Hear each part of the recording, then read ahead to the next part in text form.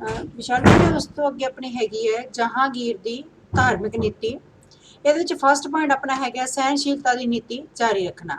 ਜਹਾਂਗੀਰ ਸੀ ਜਿਹੜਾ ਉਹਨੇ ਅਕਬਰ ਦੁਆਰਾ ਜੋ ਧਾਰਮਿਕ ਸਹਿਣਸ਼ੀਲਤਾ ਦੀ ਨੀਤੀ ਅਪਣਾਈ ਗਈ ਸੀ ਉਸ ਨੂੰ ਉਸੇ ਤਰ੍ਹਾਂ ਹੀ ਜਾਰੀ ਰੱਖਿਆ ਸੀਗਾ। ਉਹਨੇ ਵੀ ਹਿੰਦੂਆਂ ਦੇ ਉੱਤੇ ਜਜ਼ੀਆ ਤੇ ਤੀਰਥ ਯਾਤਰਾ ਕਰ ਸੀ ਜਿਹੜੇ ਉਹ ਨਹੀਂ ਲਗਾਏ ਸੀਗੇ। ਤੇ ਉਹਦੇ ਸਮੇਂ ਦੇ ਵਿੱਚ 4-5 ਲੱਖ ਹਿੰਦੂ ਸੀ ਜਿਹੜੇ ਉਹ ਹਰ ਸਾਲ ਹਰਿਦੁਆਰ ਸਥਾਨਾਂ ਦੀ ਯਾਤਰਾ ਕਰਦੇ ਸੀਗੇ। ਉਸਨੇ ਹਿੰਦੂਆਂ ਤੇ ਰਾਜਪੂਤਾਂ ਨੂੰ ਉੱਚੀਆਂ ਪਦਵੀਆਂ ਉੱਤੇ ਲਾਈ ਰੱਖਿਆ ਸੀ। ਤੇ ਉਸ ਦੇ ਸਮੇਂ 3000 ਤੋਂ ਉੱਪਰ ਦੀ ਜਿਹੜੀ ਪਦਵੀ ਦੇ 47 ਮਨਸਬਦਾਰ ਸੀਗੇ, ਉਹਨਾਂ ਦੇ ਵਿੱਚੋਂ 6 ਹਿੰਦੂ ਸੀ। ਉਹਨੇ ਹਿੰਦੂਆਂ ਨੂੰ ਮੰਦਰ ਬਣਾਉਣ ਤੇ ਇਹਨਾਂ ਵਿੱਚ ਆਪਣੇ ਦੇਵੀ ਦੇਵਤਿਆਂ ਦੀ ਪੂਜਾ ਕਰਨ ਦੀ ਵੀ ਪੂਰੀ ਸੁਤੰਤਰਤਾ ਦਿੱਤੀ ਹੋਈ ਸੀ। ਤੇ ਉਹਦੇ ਸ਼ਾਸਨ ਕਾਲ ਦੇ ਵਿੱਚ ਆਖਰੀ ਸਾਲਾਂ ਦੇ ਵਿੱਚ ਸਿਰਫ ਬਨਾਰਸ ਵਿੱਚ ਹੀ ਹਿੰਦੂਆਂ ਦੇ 70 ਤੋਂ ਵੱਧ ਮੰਦਰਾਂ ਦੀ ਉਸਾਰੀ ਕੀਤੀ ਗਈ ਸੀ। ਉਸਨੇ ਹਿੰਦੂਆਂ ਨੂੰ ਬਸੰਤ, ਰਕਸ਼ਾ ਬੰਧਨ, ਦੁਸਹਿਰਾ, ਦੀਵਾਲੀ, ਹੋਲੀ, ਸ਼ਿਵਰਾਤਰੀ ਇਹ ਤਿਉਹਾਰ ਮਨਾਉਣ ਦੀ ਆਗਿਆ ਹੀ ਨਹੀਂ ਦਿੱਤੀ ਸੀ, ਸਗੋਂ ਆਪ ਵੀ ਉਹਨਾਂ ਦੇ ਤਿਉਹਾਰ ਮਨਾਉਣ ਦੇ ਵਿੱਚ ਪੂਰੀ ਦਿਲਚਸਪੀ ਲੈਂਦਾ ਸੀ। ਉਸਨੇ ਈਸਾਈਆਂ ਨੂੰ ਵੀ ਆਪਣੇ ਧਰਮ ਦਾ ਪ੍ਰਚਾਰ ਕਰਨ ਦੀ ਪੂਰੀ ਖੁੱਲ੍ਹ ਦਿੱਤੀ ਹੋਈ ਸੀ ਤੇ ਉਹਨੇ ਅਹਿਮਦਾਬਾਦ ਅਤੇ ਹੁਗਲੀ ਦੇ ਵਿੱਚ ਆਪਣੇ ਗਿਰਜਾ ਘਰ ਬਣਾਉਣ ਦੀ ਵੀ ਉਹਨੇ ਆਗਿਆ ਦਿੱਤੀ ਹੋਈ ਸੀ। ਉਸਨੇ ਆਪਣੀ ਆਤਮ ਕਥਾ ਵਿੱਚ ਅਕਬਰ ਰਾਹੀਂ ਸਥਾਪਿਤ ਕੀਤੇ ਗਏ ਜਿਹੜੇ ਸੁਲਹ ਕੁਲ ਦੇ ਸਿਧਾਂਤ ਦੀ ਵੀ ਬਹੁਤ ਜ਼ਿਆਦਾ ਸ਼ਲਾਘਾ ਕੀਤੀ ਸੀ ਤੇ ਇਸ ਸਿਧਾਂਤ ਨੂੰ ਆਪਣੇ ਰਾਜ ਦੇ ਵਿੱਚ ਅਮਲੀ ਰੂਪ ਦੇ ਵਿੱਚ ਅਪਣਾਇਆ ਸੀ। ਸੈਕਿੰਡ ਹੈ ਅਸਹਿਣਸ਼ੀਲਤਾ ਦੀਆਂ ਕੁਝ ਮਿਸਾਲਾਂ। ਜਹਾਂਗੀਰ ਨੇ ਕਿਤੇ ਕਿਤੇ ਧਾਰਮਿਕ ਅਸਹਿਣਸ਼ੀਲਤਾ ਦੇ ਸਬੂਤ ਵੀ ਦਿੱਤੇ ਹੈ। ਉਸਨੇ ਕਈ ਈਸਾਈਆਂ ਨੂੰ ਜ਼ਬਰਦਸਤੀ ਮੁਸਲਮਾਨ ਬਣਾਇਆ ਸੀ। ਜਦੋਂ ਉਸ ਨੂੰ ਪਤਾ ਲੱਗਾ ਕਿ ਰਜੌਰੀ ਦੇ ਹਿੰਦੂ ਮੁਸਲਿਮ ਹੈ ਜਿਹੜੇ ਲੜਕੀਆਂ ਨੂੰ ਹਿੰਦੂ ਬਣਾ ਕੇ ਉਹਨਾਂ ਦੇ ਨਾਲ ਵਿਆਹ ਕਰ ਰਹੇ ਆ, ਤਾਂ ਉਹਨੇ ਅਜਿਹੇ ਵਿਆਹ ਸੀ ਜਿਹੜੇ ਬੰਦ ਕਰਵਾਤੇ ਸੀਗੇ ਤੇ ਅਪਰਾਧੀ ਸੀ ਜਿਹੜੇ ਉਹਨਾਂ ਨੂੰ ਸਜ਼ਾ ਵੀ ਦਿੱਤੀ ਸੀ। ਉਸਨੇ ਸਿੱਖਾਂ ਦੇ 5ਵੇਂ ਗੁਰੂ ਅਰਜਨ ਦੇਵ ਜੀ ਨੂੰ ਤਸੀਹੇ ਦੇ ਕੇ ਸ਼ਹੀਦ ਕਰਨ ਦਾ ਆਦੇਸ਼ ਦਿੱਤਾ ਸੀ, ਕਿਉਂ ਉਹ ਸਿੱਖ ਧਰਮ ਜਿਹੜਾ ਉਹਨੂੰ ਹਰਮਨ ਪਿਆਰਾ ਹੁੰਦਾ ਨਹੀਂ ਦੇਖ ਸਕਦਾ ਸੀ। ਉਸਨੇ ਜੈਨੀਆਂ ਨਾਲ ਵੀ ਚੰਗਾ ਸਲੂਕ ਨਹੀਂ ਕੀਤਾ ਸੀ ਤੇ ਆਪਣੇ ਰਾਜਕਾਲ ਦੇ 12ਵੇਂ ਸਾਲ ਵਿੱਚ ਉਸਨੇ ਸਾਰੇ ਜੈਨੀਆਂ ਨੂੰ ਗੁਜਰਾਤ ਦੇ ਵਿੱਚੋਂ ਬਾਹਰ ਕੱਢਣ ਦੇ ਹੁਕਮ ਦੇ ਦਿੱਤੇ ਸੀ। ਉਹਨੇ ਸ਼ੇਖ ਇਬਰਾਹਿਮ ਤੇ ਸ਼ੇਖ ਅਹਿਮਦ ਸਰਹਿੰਦੀ ਸੀ ਜਿਹੜੇ ਉਹਨਾਂ ਨੂੰ ਸੁੰਨੀ ਮਤ ਦੇ ਵਿਰੁੱਧ ਪ੍ਰਚਾਰ ਕਰਨ ਲਈ ਕਰਮਵਾਰ ਚੁਨਾਰ ਦੇ ਗਵਾਲੀਅਰ ਦੇ ਕਿਲਿਆਂ ਦੇ ਵਿੱਚ ਵੀ ਕੈਦ ਕਰ ਦਿੱਤਾ ਸੀ। ਤੇ ਕਾਜੀ ਨੂਰ ਉਲਾ ਸੀ ਜਿਹੜਾ ਉਹਨੂੰ ਸ਼ੀਆ ਮਤ ਦਾ ਪ੍ਰਚਾਰ ਕਰਨ ਦੇ ਲਈ ਮੌਤ ਦੀ ਸਜ਼ਾ ਦਿੱਤੀ ਗਈ ਸੀਗੀ। ਇਹਨਾਂ ਉਦਾਹਰਨਾਂ ਤੋਂ ਸਾਨੂੰ ਕੀ ਪਤਾ ਲੱਗਦਾ ਵੀ ਜਹਾਂਗੀਰ ਸੀ ਜਿਹੜਾ ਉਹ ਕਦੇ ਕਦੇ ਗੈਰ ਮੁਸਲਮਾਨਾਂ ਦੀ ਬਹੁ ਗਿਣਤੀ ਦੇ ਬਾਦਸ਼ਾਹ ਦੀ ਬਜਾਏ ਇਸਲਾਮ ਦੇ ਰੱਖਿਅਕ ਦੇ ਰੂਪ ਵਿੱਚ ਵੀ ਕੰਮ ਕਰਦਾ ਸੀਗਾ। ਤੇ ਉਹਦੇ ਸਮੇਂ ਦੇ ਵਿੱਚ ਅਕਬਰ ਦੇ ਸਮੇਂ ਵਿਸ਼ਾਲ ਦ੍ਰਿਸ਼ਟੀਕੋਣ ਵਿੱਚ ਉਹਨੇ ਤਬਦੀਲੀਆਂ ਤਾਂ ਲਿਆਂਦੀਆਂ ਸੀਗੀਆਂ, ਪਰ ਉਹਨਾਂ ਨੂੰ ਥੋੜੀ ਜਿਹੜੀ ਸੀਗੀਆਂ ਉਹ ਉਸ ਦੇ ਸਮੇਂ ਦੇ ਵਿੱਚ ਸ਼ੁਰੂ ਹੋ ਗਈਆਂ ਸੀ। ਉਸ ਅੱਗੇ ਸ਼ਾਹਜਹਾਂ ਦੀ ਧਾਰਮਿਕ ਨੀਤੀ। ਫਸਟ ਪੁਆਇੰਟ ਦੇ ਵਿੱਚ ਹੈਗਾ ਹਿੰਦੂਆਂ ਦੇ ਮੰਦਰ ਢਾਉਣਾ। ਸ਼ਾਹਜਹਾਂ ਸੀ ਜਿਹੜਾ ਇੱਕ ਕੱਟੜ ਸੁੰਨੀ ਮੁਸਲਮਾਨ ਸੀ ਤੇ ਉਸਨੇ ਆਪਣੇ ਪੂਰਵ ਅਧਿਕਾਰੀਆਂ ਰਾਹੀਂ ਪ੍ਰਚਲਿਤ ਕੀਤੀ ਗਈ ਜਿਹੜੀ ਉਦਾਰ ਨੀਤੀ ਸੀ ਉਸਨੂੰ ਕਾਫੀ ਹੱਦ ਤੱਕ ਬਦਲ ਦਿੱਤਾ ਸੀ। ਉਹਨੇ ਹਿੰਦੂਆਂ ਨੂੰ ਵੀ ਨਵੇਂ ਮੰਦਰ ਬਣਾਉਣ ਦੀ ਆਗਿਆ ਨਹੀਂ ਦਿੱਤੀ ਸੀ ਤੇ ਪੁਰਾਣੇ ਮੰਦਰ ਸੀ ਜਿਹੜੇ ਉਹਨਾਂ ਨੂੰ ਵੀ ਢਾਉਣ ਦਾ ਹੁਕਮ ਦੇ ਦਿੱਤਾ ਸੀ। ਤੇ ਉਹਦੇ ਸਮੇਂ ਦੇ ਵਿੱਚ 72 ਮੰਦਰ ਬਨਾਰਸ ਦੇ ਵਿੱਚ, 4 ਮੰਦਰ ਇਲਾਹਾਬਾਦ ਪ੍ਰਾਂਤ ਤੇ ਦੂਜੇ ਪ੍ਰਾਂਤਾਂ ਦੇ ਵਿੱਚ, 3 ਮੰਦਰ ਸੀ ਜਿਹੜੇ ਗੁਜਰਾਤ ਵਿੱਚ ਤੇ ਕੁਝ ਮੰਦਰ ਸੀ ਜਿਹੜੇ ਕਸ਼ਮੀਰ ਤੇ ਦੂਜੇ ਪ੍ਰਾਂਤਾਂ ਦੇ ਵਿੱਚ ਸੀ ਜਿਹੜੇ ਬਣੇ ਹੋਏ ਉਹਨਾਂ ਨੂੰ ਨਸ਼ਟ ਕਰ ਦਿੱਤਾ ਸੀ। ਸੈਕਿੰਡ ਹੈ ਗੈਰ ਮੁਸਲਮਾਨਾਂ ਨੂੰ ਮੁਸਲਮਾਨ ਬਣਾਉਣ ਦੇ ਯਤਨ।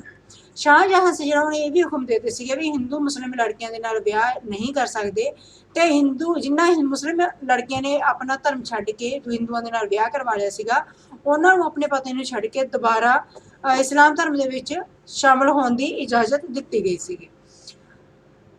ਤੇ ਜਿਹੜੇ ਉਹਨਾਂ ਦੇ ਹਿੰਦੂ ਪਤੀ ਸੀਗੇ ਉਹਨਾਂ ਨੂੰ ਕਈ ਤਰ੍ਹਾਂ ਦੇ ਜੁਰਮਾਨੇ ਵੀ ਲਗਾਏ ਗਏ ਸੀ। ਉਹਨੇ ਹਿੰਦੂਆਂ ਤੇ ਈਸਾਈਆਂ ਨੂੰ ਇਹ ਇਜਾਜ਼ਤ ਨਾ ਦਿੱਤੀ ਕਿ ਉਹ ਮੁਸਲਮਾਨਾਂ ਨੂੰ ਆਪਣੇ ਧਰਮ ਵਿੱਚ ਲਿਆਉਣ। ਕੇਵਲ ਇਹ ਹੀ ਨਹੀਂ ਸੀਗੀ, ਉਸਨੇ ਦੂਜੇ ਧਰਮਾਂ ਦੇ ਜਿਹੜੇ ਲੋਕ ਸੀ ਉਹਨਾਂ ਨੂੰ ਇਸਲਾਮ ਵਿੱਚ ਲਿਆਉਣ ਦੇ ਵੀ ਯਤਨ ਕੀਤੇ। ਇਸ ਕੰਮ ਲਈ ਇੱਕ ਅਲੱਗ ਵਿਭਾਗ ਖੋਲ੍ਹਿਆ ਗਿਆ ਜਿਸ ਦਾ ਮੁਖੀ ਸ਼ਾਹ ਮੀਰ ਲਾਹੌਰੀ ਸੀ ਤੇ ਰਾਜਾ ਰਾਜ ਸਿੰਘ ਦੇ ਪੁੱਤਰ ਬਖਤਾਵਰ ਸਿੰਘ ਤੇ ਪਰਸ਼ੋਤਮ ਸਿੰਘ ਨੂੰ ਵੀ ਮੁਸਲਮਾਨ ਬਣਾਇਆ ਗਿਆ। ਬਹੁਤ ਸਾਰੇ ਪੁਰਤਗਾਲੀ ਈਸਾਈਆਂ ਨੂੰ ਵੀ ਇਸਲਾਮ ਧਰਮ ਵਿੱਚ ਅਪਣਾਉਣ ਦੇ ਲਈ ਮਜਬੂਰ ਕੀਤਾ ਗਿਆ। ਨੰਬਰ 3 ਹੈ ਹਿੰਦੂਆਂ ਉੱਤੇ ਤੀਰਥ ਯਾਤਰਾ ਕਰ। ਸ਼ਾਹਜਹਾਂ ਸੀ ਜਿਹੜਾ ਉਹਨੇ ਹਿੰਦੂਆਂ ਦੇ ਉੱਤੇ ਵੀ ਤੀਰਥ ਯਾਤਰਾ ਕਰ ਦੁਬਾਰਾ ਲਗਾਤੇ ਸੀਗੇ, ਪਰ ਕੁਝ ਸਮਾਂ ਪਿੱਛੋਂ ਬਨਾਰਸ ਦੇ ਕਵਿੰਦਰਾਚਾਰੀਆ ਦੀ ਪ੍ਰਾਰਥਨਾ ਦੇ ਉੱਤੇ ਇਹ ਕਰ ਸੀ ਜਿਹੜਾ ਹਟਾਇਆ ਗਿਆ ਸੀ। ਨੰਬਰ 4 ਆਪਣਾ ਹੈਗਾ ਸਹਿਣਸ਼ੀਲਤਾ ਦੇ ਉਦਾਹਰਣ। ਜਿਹੜੇ ਸ਼ਾਹਜਹਾਂ ਨੇ ਆਪਣੇ ਕੰਮ ਕੀਤੇ ਸੀਗੇ ਉਹਨਾਂ ਨੇ ਅਕਬਰ ਅਤੇ ਜਹਾਂਗੀਰ ਦੀ ਧਾਰਮਿਕ ਨੀਤੀ ਸੀ ਜਿਹੜੀ ਉਹਨੂੰ ਕਾਫੀ ਹੱਦ ਤੱਕ ਉਸੇ ਤਰ੍ਹਾਂ ਹੀ ਜਾਰੀ ਰੱਖਿਆ ਸੀਗਾ। ਤੇ ਉਹਦੇ ਸਮੇਂ ਦੇ ਵਿੱਚ ਹਿੰਦੂ ਤੇ ਰਾਜਪੂਤ ਸੀ ਜਿਹੜੇ ਉੱਚੀਆਂ ਸਰਕਾਰੀ ਪਦਵੀਆਂ ਦੇ ਉੱਤੇ ਨਿਯੁਕਤ ਰਹੇ ਸੀਗੇ।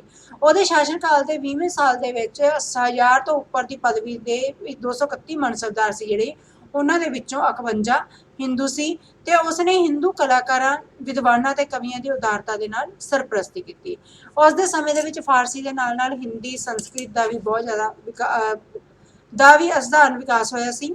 ਉਸਨੇ ਹਿੰਦੂਆਂ ਉੱਤੇ ਜਜ਼ੀਆ ਕਰਨਾ ਲਾਇਆ। ਇਹ ਸਭ ਦੇ ਇਲਾਵਾ ਉਹ ਹਿੰਦੂਆਂ ਦੇ ਬਸੰਤ, ਦੁਸਹਿਰਾ ਜਿਹੜੇ ਤਿਉਹਾਰ ਸੀ ਉਹਨਾਂ ਨੂੰ ਮਨਾਉਣ ਦੇ ਵਿੱਚ ਵੀ ਸ਼ਾਮਲ ਹੁੰਦਾ ਸੀਗਾ ਤੇ ਆਪਣੇ ਆਪ ਨੂੰ ਸੋਨੇ ਚਾਂਦੀ ਦੇ ਬਰਾਬਰ ਤੋਲਣ ਦੀ ਹਿੰਦੂ ਪ੍ਰਥਾ ਸੀ ਜਿਹੜੀ ਉਸ ਨੂੰ ਵੀ ਉਸੇ ਤਰ੍ਹਾਂ ਹੀ ਅਪਣਾਉਂਦਾ ਰਿਹਾ ਸੀ। ਉਸ ਅੱਗੇ ਆਪਾਂ ਪੜ੍ਹਨਾ ਹੈਗਾ ਬੇਟੇ ਔਰੰਗਜ਼ੇਬ ਦੀ ਧਾਰਮਿਕ ਨੀਤੀ। ਔਰੰਗਜ਼ੇਬ ਕੱਟੜ ਸੁੰਨੀ ਮੁਸਲਮਾਨ ਸੀ ਤੇ ਉਸ ਦੇ ਦਿਲ ਦੇ ਵਿੱਚ ਇਸਲਾਮੀ ਸਿਧਾਂਤਾਂ ਲਈ ਬਹੁਤ ਜ਼ਿਆਦਾ ਸ਼ਰਧਾ ਸੀ। ਇਸ ਦੀ ਤੁਲਨਾ ਦੇ ਵਿੱਚ ਜੀਵਨ ਦੀਆਂ ਹੋਰ ਸਾਰੀਆਂ ਵਸਤਾਂ ਨੂੰ ਉਹ ਤੁੱਛ ਸਮਝਦਾ ਸੀਗਾ। ਉਹ ਹਰ ਰੋਜ਼ ਨਿਯਮ ਅਨੁਸਾਰ ਨਮਾਜ਼ ਪੜ੍ਹਦਾ ਸੀ, ਰਮਜ਼ਾਨ ਦੇ ਮਹੀਨੇ ਰੋਜ਼ੇ ਰੱਖਦਾ ਸੀ ਤੇ ਇਸਲਾਮੀ ਰੀਤਾਂ ਜਿੰਨੀਆਂ ਵੀ ਸਾਰੀਆਂ ਦੀ ਪਾਲਣਾ ਕਰਦਾ ਸੀ। ਉਹ ਇਸਲਾਮ ਵਿੱਚ ਵਰਜਿਤ ਕੱਪੜੇ ਕਦੇ ਨਹੀਂ ਪਾਉਂਦਾ ਸੀਗਾ ਤੇ ਭੋਜਨ ਲਈ ਸੋਨੇ ਚਾਂਦੀ ਦੇ ਭਾਂਡੇ ਸੀ ਜਿਹੜੇ ਉਹਨਾਂ ਦੀ ਵਰਤੋਂ ਵੀ ਨਹੀਂ ਕਰਦਾ ਸੀ। ਇੱਕ ਕੱਟੜ ਮੁਸਲਮਾਨ ਹੋਣ ਦੇ ਬਾਵਜੂਦ ਵੀ ਉਹ ਭਾਰਤ ਨੂੰ ਦਾਰ ਉਲ ਇਸਲਾਮ ਭਾਵ ਕੀ ਹੈ ਵੀ ਇਸਲਾਮ ਦੀ ਭੂਮੀ ਬਣਾਉਣਾ ਚਾਹੁੰਦਾ ਸੀ। ਇਸ ਉਦੇਸ਼ ਨਾਲ ਉਸਨੇ ਮੁਗਲ ਸਾਮਰਾਜ ਦੇ ਵਿੱਚੋਂ ਨਾ ਕੇਵਲ ਗੈਰ ਇਸਲਾਮੀ ਪ੍ਰਥਾਵਾਂ ਦਾ ਅੰਤ ਕੀਤਾ ਸੀਗਾ, ਸਗੋਂ ਨੇ ਹਿੰਦੂਆਂ ਤੇ ਸ਼ੀਆ ਮਤ ਦੇ ਮੁਸਲਮਾਨਾਂ ਵਿਰੁੱਧ ਵੀ ਕਈ ਕਾਰਜ ਕੀਤੇ ਸੀ। ਇਸ ਤਰ੍ਹਾਂ ਉਸਨੇ ਅਕਬਰ ਰਾਹੀਂ ਪ੍ਰਚਲਿਤ ਕੀਤੀ ਗਈ ਉਦਾਰ ਧਾਰਮਿਕ ਨੀਤੀ ਨੂੰ ਵੀ ਪੂਰਨ ਰੂਪ ਦੇ ਵਿੱਚ ਬਦਲ ਦਿੱਤਾ ਸੀ। ਪਹਿਲਾਂ ਆਪਾਂ ਪੜਾਂਗੇ ਗੈਰ ਇਸਲਾਮੀ ਪ੍ਰਥਾਵਾਂ ਦਾ ਅੰਤ ਜਾਂ ਕੱਟੜ ਸੁਧਾਰਵਾਦੀ ਕਾਰਜ। ਔਰੰਗਜ਼ੇਬ ਸੀ ਜਦੋਂ ਰਾਜ ਗੱਦੀ ਦੇ ਉੱਪਰ ਬੈਠਿਆ ਸੀ ਤਾਂ ਉਹਨੇ ਸਭ ਤੋਂ ਪਹਿਲਾਂ ਸਾਰੀਆਂ ਜਿੰਨੀਆਂ ਵੀ ਰਸਮ ਰਿਵਾਜ ਸੀ ਉਹਨਾਂ ਨੂੰ ਖਤਮ ਕਰਨਾ ਸ਼ੁਰੂ ਕਰ ਦਿੱਤਾ ਸੀ, ਜਿਨ੍ਹਾਂ ਨੂੰ ਉਹ ਇਸਲਾਮੀ ਸਿਧਾਂਤਾਂ ਦੇ ਪ੍ਰਤੀਕੂਲ ਸਮਝਦਾ ਸੀ। ਪਹਿਲਾਂ ਕੀ ਕੀਤਾ ਸੀ, ਉਹਨੇ ਆਪਣੇ ਸ਼ਾਸਨ ਕਾਲ ਦੇ ਸਾਲਾਂ ਦੀ ਗਿਣਤੀ ਸੀ ਜਿਹੜੀ ਉਹਦੇ ਲਈ ਸੂਰਜ ਇਲਾਹੀ ਸਾਲ ਦੀ ਵਰਤੋਂ ਬੰਦ ਕਰ ਦਿੱਤੀ ਸੀ ਤੇ ਉਹਨੇ ਰਮਜ਼ਾਨ ਦੀ ਜਿਹੜੀ ਪਹਿਲੀ ਤਰੀਕ ਸੀਗੀ 1068 ਹਿਜਰੀ ਜਾਂ 23 ਮਈ 1658 ਉਹਦੇ ਤੋਂ ਸ਼ੁਰੂ ਕੀਤਾ ਸੀ ਵੀ ਮੇਰਾ ਸ਼ਾਸਨ ਕਾਲ ਜਿਹੜਾ ਉਸ ਤਰੀਕ ਤੋਂ ਸ਼ੁਰੂ ਹੁੰਦਾ ਤੇ ਇਹਦੇ ਅਨੁਸਾਰ ਹੀ ਉਹਨੇ ਆਪਣੇ ਰਾਜਕਾਲ ਦੇ ਜਿਹੜੇ ਸਾਲ ਸੀ ਉਹਨਾਂ ਦੀ ਗਿਣਤੀ ਕਰਨੀ ਸ਼ੁਰੂ ਕਰਤੀ ਸੀ। ਦੂਜਾ ਕੀ ਹੈ, ਉਸਨੇ ਆਪਣੇ ਪੂਰਵ ਅਧਿਕਾਰੀਆਂ ਦੀ ਇਰਾਨੀ ਢੰਗ ਦੇ ਨਾਲ ਜਿਹੜੇ ਰੋਜ਼ੇ ਰੱਖਦੇ ਸੀਗੇ ਉਹ ਮਨਾਉਣ ਦਾ ਰਿਵਾਜ ਖਤਮ ਕਰ ਦਿੱਤਾ ਸੀ। ਤੀਜਾ, ਉਹਨੇ ਪਿਛਲੇ ਮੁਗਲ ਬਾਦਸ਼ਾਹ ਦੁਆਰਾ ਪ੍ਰਚਲਿਤ ਕੀਤੀ ਗਈ ਝਰੋਖੇ ਤੋਂ ਦਰਸ਼ਨ ਦੇਣ ਦੀ ਜਿਹੜੀ ਪ੍ਰਥਾ ਸੀ ਉਸ ਨੂੰ ਵੀ ਬੰਦ ਕੀਤਾ ਸੀ ਕਿਉਂਕਿ ਇਹ ਹਿੰਦੂ ਸਮਰਾਟਾਂ ਤੋਂ ਗ੍ਰਹਿਣ ਕੀਤੀ ਗਈ ਸੀ ਤੇ ਕੁਰਾਨ ਦੇ ਨਿਯਮਾਂ ਦੇ ਮੁਤਾਬਕ ਨਹੀਂ ਸੀ। ਚੌਥਾ ਕਿ ਉਸਨੇ ਹਿੰਦੂਆਂ ਦੀ ਤੁਲਨਾ ਦਾਨ ਦੀ ਪ੍ਰਥਾ ਜਿਸ ਅਨੁਸਾਰ ਸਮਰਾਟ ਦੇ ਜਨਮ ਦਿਨ ਉੱਤੇ ਉਸ ਨੂੰ ਸੋਨੇ ਚਾਂਦੀ ਦੇ ਨਾਲ ਤੋਲਿਆ ਜਾਂਦਾ ਸੀ ਉਸ ਨੂੰ ਵੀ ਖਤਮ ਕਰ ਦਿੱਤਾ ਸੀ। ਉਸ ਤੋਂ ਪਹਿਲਾਂ ਜਿਹੜਾ ਆਪਾਂ ਪੜ੍ਹਿਆ ਸੀ ਸ਼ਾਹਜਹਾਂ ਦਾ, ਉਹਦੇ ਵਿੱਚ ਇਹੀ ਪੜ੍ਹਿਆ ਸੀ ਆਪਾਂ ਵੀ ਸੋਨੇ ਚਾਂਦੀ ਦੇ ਬਰਾਬਰ ਤੋਲਣ ਜਿਹੜੀ ਹਿੰਦੂ ਪ੍ਰਥਾ ਸੀ ਉਸ ਨੂੰ ਉਹਨੇ ਅਪਣਾਇਆ ਸੀ ਤੇ ਇਹਨੇ ਬੰਦ ਕਰਤਾ ਸੀਗਾ।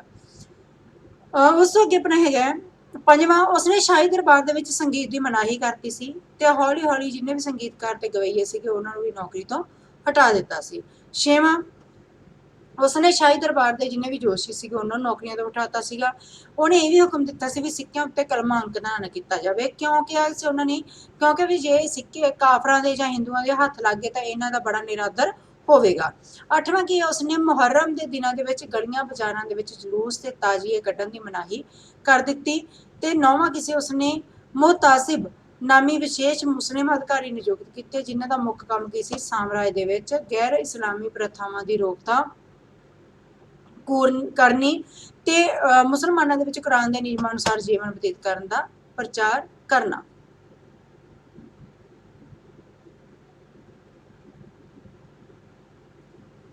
ਉਸ ਅੱਗੇ ਹੈਗਾ ਹਿੰਦੂਆਂ ਵਿਰੁੱਧ ਕਾਰਜ। ਔਰੰਗਜ਼ੇਬ ਦੀਆਂ ਨਾੜੀਆਂ ਦੇ ਵਿੱਚ ਲਗਭਗ ਆਪਾਂ ਕਹਿ ਵੀ ਜਿੰਨਾ ਹਿੰਦੂ ਖੂਨ ਸੀ ਓਨਾ ਹੀ ਮੁਸਲਮਾਨ ਸੀ ਕਿਉਂਕਿ ਉਹਦੀ ਦਾਦੀ ਸੀ ਜਿਹੜੀ ਹਿੰਦੂ ਸੀ, ਦਾਦਾ ਸੀ ਜਿਹੜਾ ਉਹਦਾ ਮੁਸਲਮਾਨ ਸੀ ਤੇ ਉਹ ਕਿਉਂਕਿ ਉਸਦੀ ਮਾਤਾ ਸੀ ਉਹ ਵੀ ਹਿੰਦੂ ਸੀ। ਔਰੰਗਜ਼ੇਬ ਦੀ ਪਤਨੀ ਸੀ ਜਿਹੜੀ ਨਵਾਬ ਆਈ ਉਹ ਵੀ ਹਿੰਦੂ ਸੀ ਤੇ ਪਰੰਤੂ ਇਹ ਸਭ ਦੇ ਬਾਵਜੂਦ ਵੀ ਉਹ ਹਿੰਦੂਆਂ ਤੋਂ ਨਫ਼ਰਤ ਕਰਦਾ ਸੀ। ਇਸ ਲਈ ਸਾਮਰਾਜ ਦੇ ਵਿੱਚ ਉਹਨੇ ਗੈਰ ਇਸਲਾਮੀ ਪ੍ਰਥਾਵਾਂ ਸੀ ਜਿਹੜੀਆਂ ਉਹਨਾਂ ਨੂੰ ਖਤਮ ਕਰਨ ਦੀ ਕੋਸ਼ਿਸ਼ ਕੀਤੀ ਜਿਹਦੇ ਨਾਲ ਸਾਮਰਾਜ ਦਾ ਬਹੁਤ ਜ਼ਿਆਦਾ ਨੁਕਸਾਨ ਹੋਇਆ ਸੀ। ਕਿਹੜੇ ਕਿਹੜੇ ਉਹਨੇ ਕੰਮ ਕੀਤੇ ਸੀਗੇ, ਪਹਿਲਾ ਹੈਗਾ ਮੰਦਰਾਂ ਨੂੰ ਨਸ਼ਟ ਕਰਨਾ।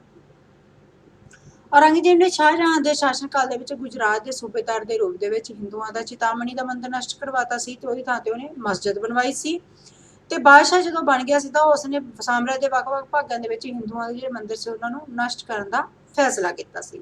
ਪਹਿਲਾਂ ਤਾਂ ਉਸਨੇ ਰਾਜ ਕਰਮਚਾਰੀਆਂ ਨੂੰ ਕੇਵਲ ਇਹੀ ਹੁਕਮ ਦਿੱਤਾ ਸੀ ਵੀ ਹਿੰਦੂਆਂ ਨੂੰ ਨਵੇਂ ਮੰਦਿਰ ਬਣਾਉਣ ਦੀ ਆਗਿਆ ਨਾ ਦਿੱਤੀ ਜਾਵੇ ਤੇ ਨਾ ਹੀ ਉਹ ਪੁਰਾਣੇ ਮੰਦਿਰ ਸੀ ਜਿਹੜੇ ਉਹਨਾਂ ਦੀ ਮੁਰੰਮਤ ਕਰਵਾ ਸਕਦੇ ਸੀਗੇ। ਤੇ 1669 ਈਸਵੀ ਦੇ ਵਿੱਚ ਜਦੋਂ ਉਹਨੂੰ ਖਬਰ ਮਿਲੀ ਵੀ ਸਿੰਧ, ਮੁਲਤਾਨ ਤੇ ਬਨਾਰਸ ਦੇ ਜਿਹੜੇ ਮੰਦਿਰ ਹੈ ਉਹਨਾਂ ਦੇ ਪਾਠਸ਼ਾਲਾਵਾਂ ਦੇ ਵਿੱਚ ਬ੍ਰਾਹਮਣ ਬਾਹਰੋਂ ਤੋਂ ਆਉਣ ਵਾਲੇ ਜਿਹੜੇ ਹਿੰਦੂ ਤੇ ਮੁਸਲਮਾਨ ਆ ਉਹਨਾਂ ਨੂੰ ਹਿੰਦੂ ਸ਼ਾਸਤਰਾਂ ਦੀ ਸਿੱਖਿਆ ਦੇ ਰਹੇ ਹੈ।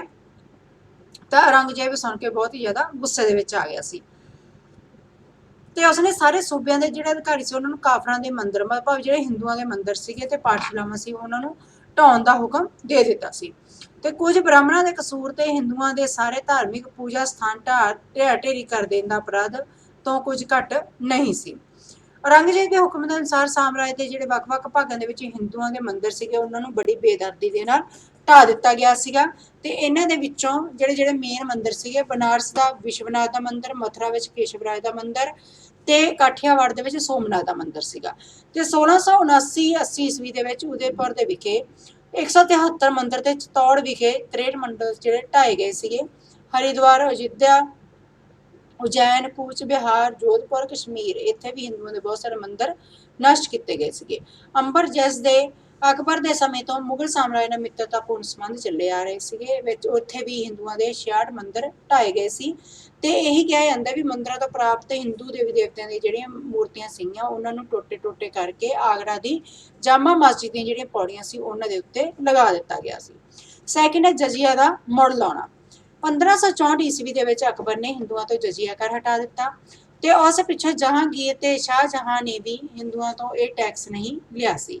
ਔਰੰਗਜ਼ੇਬ ਨੇ ਅਪ੍ਰੈਲ 1679 ਈਸਵੀ ਦੇ ਵਿੱਚ ਹਿੰਦੂਆਂ ਉੱਤੇ ਫਿਰ ਜਜ਼ੀਆ ਲਾਉਣ ਦਾ ਫਰਮਾਨ ਜਾਰੀ ਕਰ ਦਿੱਤਾ ਤੇ ਮੁਗਲਾਂ ਤੋਂ ਪਹਿਲਾਂ ਤੁਰਕ ਤੇ ਅਫਗਾਨ ਬਾਦਸ਼ਾਹ ਨੇ ਹਿੰਦੂਆਂ ਉੱਤੇ ਜਜ਼ੀਆ ਕਰ ਇਸ ਲਈ ਲਾਇਆ ਸੀ ਕਿਉਂਕਿ ਉਹ ਉਸ ਸਮੇਂ ਸਰਕਾਰ ਦੀ ਸੈਨਿਕ ਸੇਵਾ ਨਹੀਂ ਕਰਦੇ ਸਨ ਤੇ ਮੁਸਲਮਾਨ ਸੁਲਤਾਨ ਉਹਨਾਂ ਦੀ ਜਾਨ ਤੇ ਮਾਲ ਦੀ ਰੱਖਿਆ ਬਦਲੇ ਉਹਨਾਂ ਤੋਂ ਇਹ ਟੈਕਸ ਲੈਣਾ ਉਚਿਤ ਸਮਝਦੇ ਸਨ।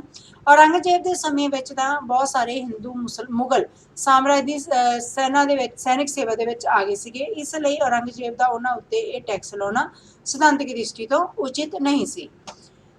ਜਜ਼ੀਆ ਦੇਣ ਵਾਲੇ ਜਿਹੜੇ ਹਿੰਦੂ ਸੀਗੇ ਉਹਨਾਂ ਦੀ ਆਰਥਿਕ ਸਥਿਤੀ ਦੇ ਅਨੁਸਾਰ ਤਿੰਨ ਸ਼੍ਰੇਣੀਆਂ ਦੇ ਵਿੱਚ ਉਹਨਾਂ ਨੂੰ ਵੰਡਿਆ ਹੋਇਆ ਸੀ। ਉਹਨਾਂ ਤੋਂ ਕਰਮਵਾਰ 48, 24 ਤੇ 12 ਦਿਰਹਮ ਜਿਹੜੇ ਪ੍ਰਤੀ ਸਾਲ ਲਏ ਜਾਂਦੇ ਸੀਗੇ ਪਰੰਤੂ ਅਸਲ ਦੇ ਵਿੱਚ ਜਿਹੜੇ ਮੁਗਲ ਕਰਮਚਾਰੀ ਸੀਗੇ ਉਹ ਨਿਸ਼ਚਿਤ ਟੈਕਸ ਦੇਣ ਤੋਂ ਵਧੇਰੇ ਰਕਮ ਵਸੂਲ ਕਰ ਲੈਂਦੇ ਸੀਗੇ।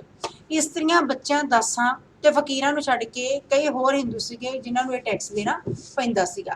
ਹਰ ਇੱਕ ਹਿੰਦੂ ਨੂੰ ਜਜ਼ੀਆ ਕਰ ਦੇਣ ਦੇ ਲਈ ਆਪ ਹਾਜ਼ਰ ਹੋਣਾ ਪੈਂਦਾ ਸੀ ਤੇ ਜਦੋਂ ਟੈਕਸ ਦੇਣ ਜਾਂਦਾ ਸੀਗਾ ਤਾਂ ਉਸ ਸਮੇਂ ਉਹਨੂੰ ਖੜਾ ਹੋਣਾ ਪੈਂਦਾ ਸੀ ਤੇ ਜਿਹੜੇ ਕਰ ਇਕੱਠਾ ਕਰਨ ਵਾਲੇ ਕਰਮਚਾਰੀ ਹੁੰਦੇ ਸੀਗੇ ਉਹ ਬੈਠਦੇ ਸੀਗੇ।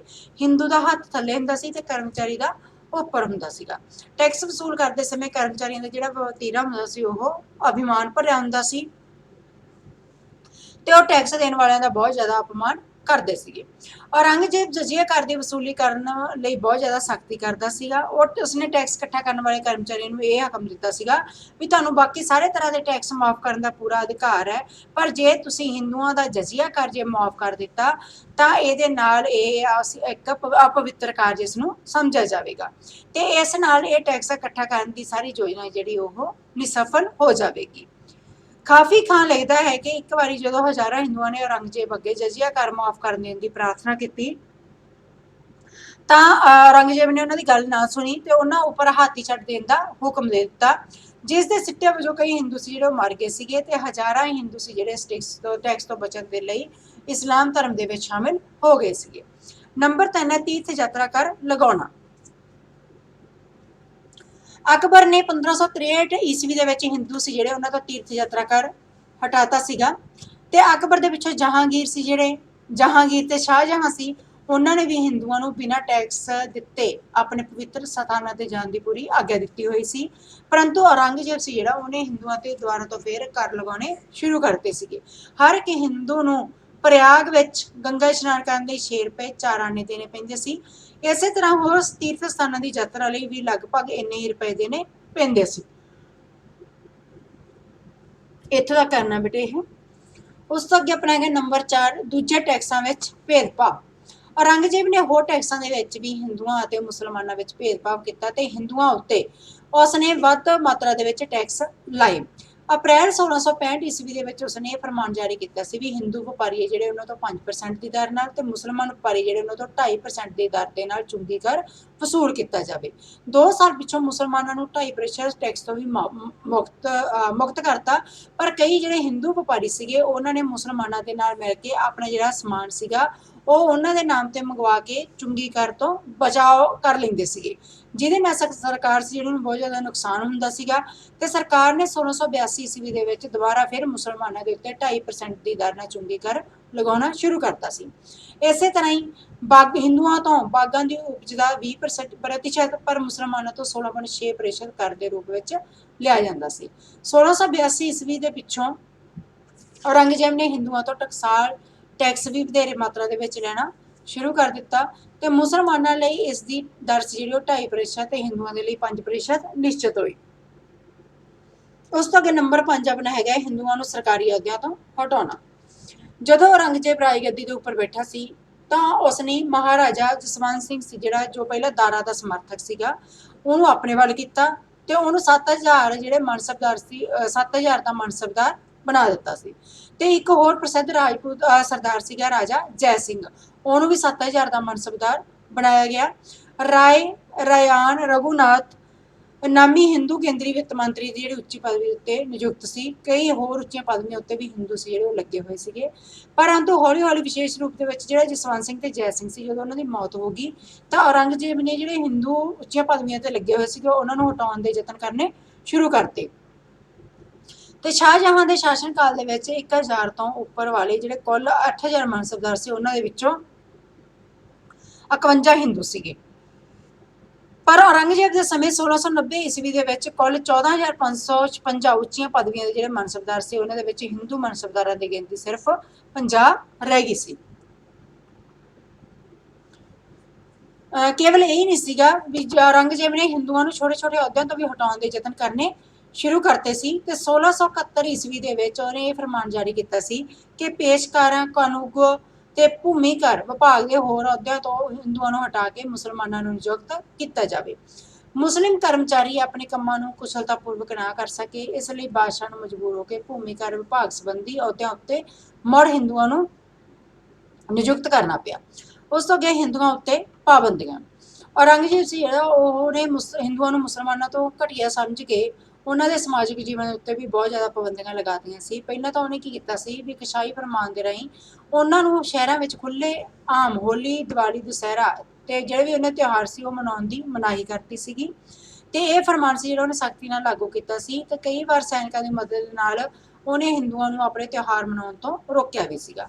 ਦੂਜਾ ਕੀ ਸੀਗਾ ਵੀ ਹਿੰਦੂਆਂ ਨੂੰ ਦਰਿਆਵਾਂ ਦੇ ਕੰਢਿਆਂ ਉੱਤੇ ਲਾਸ਼ਾਂ ਸੰਸਕਾਰ ਕਰਨ ਦੀ ਵੀ ਉਹਨੇ ਮਨਾਹੀ ਦਿੱਤੀ ਸੀਗੀ। ਤੇ ਹਿੰਦੂਆਂ ਲਈ ਮੁਸਲਮਾਨੀ ਢੰਗ ਦੇ ਕੱਪੜੇ ਪਾਉਣੇ ਵਰਜਿਤ ਕਰਤੇ ਸੀ। ਮਰਾਠਿਆਂ ਤੇ ਰਾਜਪੂਤਾਂ ਨੂੰ ਛੱਡ ਕੇ ਬਾਕੀ ਜਿਹੜੇ ਹਿੰਦੂ ਸੀ ਉਹਨਾਂ ਨੂੰ ਇਰਾਕੀ ਜਾਂ ਤੁਰਾਨੀ ਘੋੜਿਆਂ, ਹਾਥੀਆਂ ਤੇ ਪਾਲਕਿਆਂ ਦੀ ਸਵਾਰੀ ਕਰਨ ਦੀ ਵੀ ਮਨਾਹੀ ਕੀਤੀ ਗਈ ਸੀ। 1694 ਈਸਵੀ ਦੇ ਵਿੱਚ ਇਸ ਫਰਮਾਨ ਦੀ ਉਲੰਘਣਾ ਕਰਨ ਵਾਲੇ ਇੱਕ ਮੁਲਤਾਨੀ ਹਿੰਦੂ ਦਾ ਘੋੜਾ ਖੋਹ ਲਿਆ ਸੀਗਾ। ਤੇ ਇੱਕ ਹੋਰ ਫਰਮਾਨ, ਸ਼ਾਹੀ ਫਰਮਾਨ ਜਿਹੜਾ ਉਹਨੇ ਜਾਰੀ ਕੀਤਾ ਸੀ, ਉਹਦੇ ਵਿੱਚ ਕਿਸੇ ਵੀ ਹਿੰਦੂਆਂ ਨੂੰ ਸ਼ਾਸਤਰਾਂ ਸਹਿਤ ਘੁੰਮਣ ਫਿਰਨ ਦੀ ਮਨਾਹੀ ਕੀਤੀ ਗਈ ਸੀ। ਉਸ ਤੋਂ ਅੱਗੇ ਨੰਬਰ 7 ਹਿੰਦੂਆਂ ਨੂੰ ਮੁਸਲਮਾਨ ਬਣਾਉਣਾ। ਔਰੰਗਜ਼ੇਬ ਦੇ ਸ਼ਾਸਨ ਕਾਲ ਦੇ ਵਿੱਚ ਹਜ਼ਾਰਾਂ ਹਿੰਦੂਆਂ ਨੂੰ ਅਹੁਦਿਆਂ, ਉਪਹਾਰਾਂ ਆਦਿ ਦਾ ਲਾਲਚ ਦੇ ਕੇ ਮੁਸਲਮਾਨ ਬਣਾਇਆ ਗਿਆ ਸੀ। ਤੇ ਪੰਜਾਬ ਦੇ ਕੁਝ ਮੁਸਲਮਾਨਾਂ ਕੋਲ ਹੁਣ ਤੱਕ ਔਰੰਗਜ਼ੇਬ ਦੇ ਸਮੇਂ ਦੇ ਨਿਯੁਕਤੀ ਪੱਤਰ ਪਏ ਆ ਤੇ ਜਿਹੜੇ ਉਹਦੇ ਵੱਡੇ ਵਡੇਰਿਆਂ ਨੂੰ ਮੁਸਲਮਾਨ ਬਣ ਜਾਣ ਤੇ ਮਿਲੇ ਸੀਗੇ। ਉਸ ਤੋਂ ਅੱਗੇ ਬੇਟੇ ਡੈਫੀਨੇਸ਼ਨ ਹੈ, ਇਹ ਛੱਡ ਦਿਓ। ਜੋ ਹਿੰਦੂ ਆਪਣੀ ਇੱਛਾ ਦੇ ਨਾਲ ਮੁਸਲਮਾਨ ਬਣ ਜਾਂਦੇ ਸੀਗੇ, ਉਹਨਾਂ ਦਾ ਸਨਮਾਨ ਕਰਨ ਦੇ ਲਈ ਉਹਨਾਂ ਨੂੰ ਹਾਥੀਆਂ ਉੱਤੇ ਬਿਠਾ ਕੇ ਉਹਨਾਂ ਦਾ ਗਲੀਆਂ ਤੇ ਬਾਜ਼ਾਰਾਂ ਦੇ ਵਿੱਚ ਜਲੂਸ ਕੱਢਿਆ ਜਾਂਦਾ ਸੀ। ਬਹੁਤ ਸਾਰੇ ਹਿੰਦੂਆਂ ਨੂੰ ਜ਼ਬਰਦਸਤੀ ਮੁਸਲਮਾਨ ਬਣਾਇਆ ਗਿਆ। ਔਰੰਗਜ਼ੇਬ ਦੇ ਸਮੇਂ ਬਹੁਤ ਸਾਰੇ ਹਿੰਦੂ ਸੀ ਜਿਨ੍ਹਾਂ ਨੂੰ ਮੁਸਲਮਾਨ ਬਣਾਇਆ ਗਿਆ ਸੀ। ਇਹ ਬੇਟੇ ਉਹਨਾਂ ਦੇ ਨਾਮ ਹੈ ਸਾਰੇ, ਇਹਨਾਂ ਦੇ ਵਿੱਚੋਂ ਜਿਹੜੇ ਤੁਹਾਡੇ ਯਾਦ ਰਹਿ ਗਏ ਉਹਨਾਂ ਨੂੰ ਤੁਸੀਂ ਲਿਖ ਲੈਣਾ। ਇੱਥੇ ਤੱਕ ਹੈ ਵੀ 1-2 ਯਾਦ ਰੱਖ ਲਿਓ, ਸਾਰੇ ਰੱਖਣ ਦੀ ਲੋੜ ਨਹੀਂ ਹੈਗੀ।